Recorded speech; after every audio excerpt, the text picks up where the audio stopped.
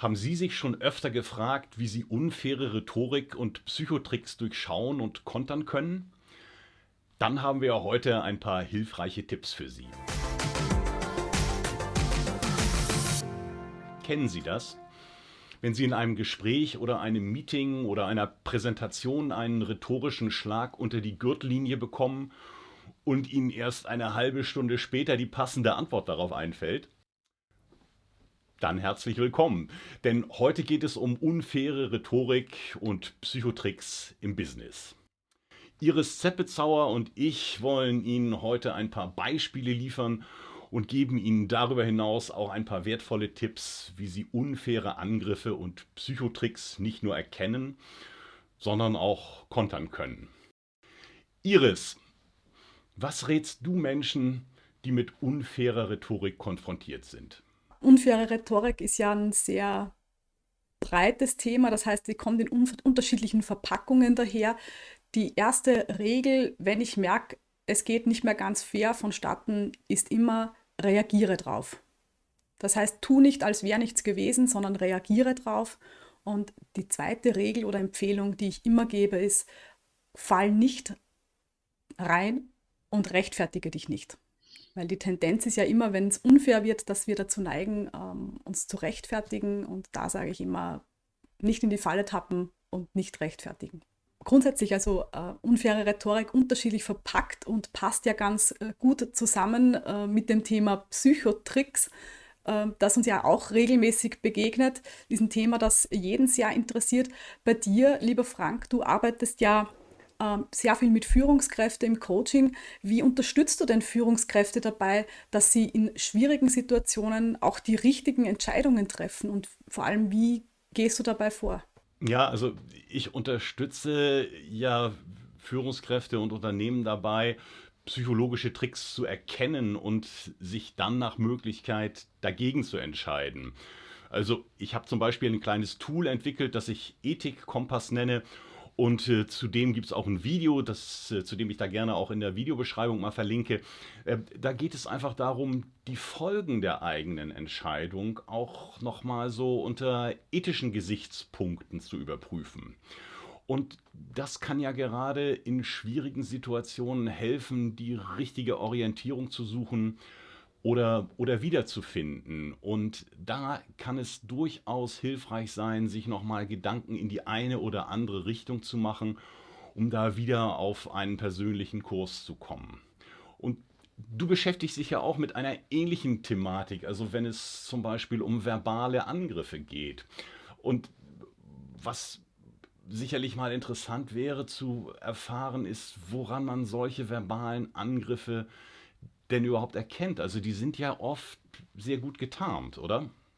Ja, das ist das Gemeine an verbalen Angriffen, dass man sie oft gar nicht, wie du schon sagst, als solche erkennt. Das heißt, dieser Angriff kann zum Beispiel in Scherz verpackt sein.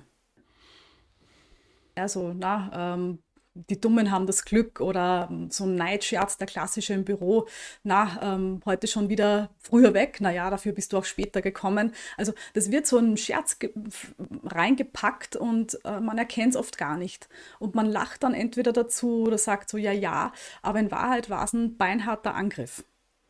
Und, oder andere Möglichkeit ja, dass es in eine Frage zum Beispiel verpackt ist. Was hast du dir eigentlich dabei gedacht? Ja, das kennen wir an solchen Keywords. Oder in Vorwürfen, wo man sagt, nie hilfst du mir, nie bist du pünktlich, immer muss ich alles selbst machen. Ja.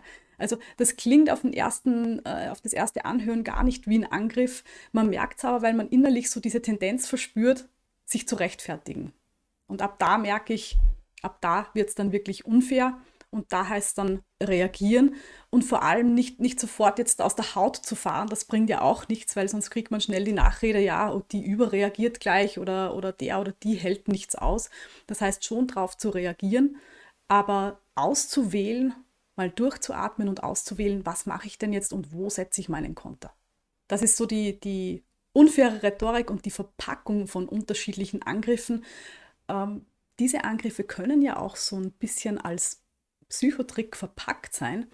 Was macht man denn? Also was machst du vor allem im Speziellen, wenn du mit Managerinnen, mit Führungskräften arbeitest, um sie davon zu überzeugen, dass sie selbst bei ihren Mitarbeitenden keine Psychotricks anwenden?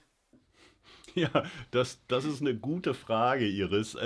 Ich versuche, sie vor allen Dingen dort abzuholen, wo sie am empfindlichsten und auch am empfänglichsten sind, nämlich beim Geld.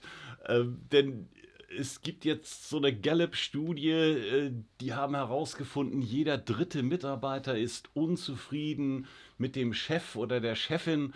Und das kostet Unternehmen 105 Milliarden Euro jedes Jahr allein in Deutschland, weil natürlich unzufriedene Mitarbeiter also nicht nur aus ihrer Unzufriedenheit keinen Hehl machen, sondern die erzählen überall herum, in was für einem Saftladen sie arbeiten. Und das führt dazu, dass sich kompetente Mitarbeiter bei diesem Unternehmen oftmals gar nicht mehr bewerben, weil sie schon vorgewarnt sind. Und außerdem sind Mitarbeiter, die jetzt, sagen wir mal, in der inneren Kündigung sind, natürlich nicht so leistungsfähig. Da steigen die Fehlzeiten und die Leistung sinkt. Und es gibt natürlich auch die Möglichkeit, dass Mitarbeiter dann abwandern zum Wettbewerb und ihre ganze Ausbildung, Kompetenz und alles, was sie an Know-how haben, mitnehmen. Also ich unterstütze vor allen Dingen dabei, langfristig vertrauensvolle Beziehungen aufzubauen. Und der Verzicht auf Manipulation oder Psychotricks, mit denen ich ja manchmal auch wirklich einen kurzfristigen Vorteil erreiche, aber langfristig eigentlich nur verbrannte Erde hinterlasse. Also der Verzicht darauf, der kann dabei schon ein hilfreicher erster Schritt sein. Aber wenn wir jetzt über Manipulation und unfaire Rhetorik und Tricks sprechen, dann ist es ja auch total angebracht, über dein neues Buch zu sprechen. Du hast das Buch Contra geschrieben. Was gab denn den Ausschlag dazu? Für mich war es schlicht und ergreifend das Thema, das bei meinen Kundinnen und Kunden am meisten gefragt ist. Also es ist wirklich, das brennt unter den Nägeln, gerade jetzt in dieser Zeit, wo die Gesellschaft sich verändert. Wir merken das auch in den Unternehmen, es wird mehr digitalisiert. Die Pandemie hat natürlich einiges verändert. Man ist konfrontiert mit Verschwörungstheorien. Man ist konfrontiert mit Menschen, die einfach mal auf den Tisch hauen und ihre Meinung sagen und sagen, ja, du musst das jetzt aushalten, wenn ich dich überkippe mit irgendwelchen an den Haaren herbeigezogenen Dingen. Man ist konfrontiert mit Menschen, die total gegenteiliger Meinung sind, aber nicht fähig sind, einen richtigen Diskurs darüber zu führen. Und Menschen, die zu mir kommen, fragen immer die eine Frage, nämlich was kann ich tun, um trotzdem meine Meinung klar und deutlich zu sagen, aber nicht unterzugehen oder niedergebügelt zu werden von einer Person, die einfach ja, auf den Tisch haut und verbrannte Erde hinterlässt. Das war der Grund, dass ich gesagt habe, okay, und das packe ich jetzt alles in ein Buch rein. Und da gibt es Tipps, da schauen wir uns mal an, welche Motive haben Menschen überhaupt so zu sein, mit welchen Waffen kämpfen sie, ja, wie sind Angriffe und verbale Attacken denn verpackt und vor allem, was kannst du tun, um wirklich souverän zu handeln und trotzdem nicht an Sympathie zu verlieren, weil es hilft ja nichts, wenn ich da gleich rein crashe und dann sagt jeder, das war ja viel zu scharf, ja, also Sympathie trotzdem behalten, aber klar zu kontern und klar die eigene Meinung zu positionieren. Das war der Grund, mein Buch zu schreiben, aber jetzt wird es ganz spannend, weil du hast ja bereits ein sehr erfolgreiches Buch auf dem Markt, Führen ohne Psychotricks, und hast dich jetzt in den letzten Monaten dran gemacht, ein riesiges Projekt anzugehen, nämlich das ganze Buch auf Englisch zu übersetzen, um das auch international zugänglich zu machen. Es heißt Leadership Without Mind Games und ist bereits erhältlich, soviel ich weiß. Wieso hast du dich entschieden, diese Übersetzung, das Buch in Englisch herauszubringen, das in Angriff zu nehmen?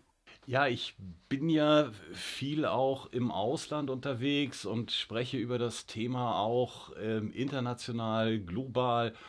Und ich bin bei den internationalen Auftritten auch immer wieder gefragt worden, ob es nicht auch eine englische Ausgabe zu diesem Buch gibt. Und insbesondere deshalb, weil im Buch gibt es eine Manager-Toolbox mit Checklisten und Tipps für den Führungsalltag. Und das hat einfach viele internationale Führungskräfte auch interessiert.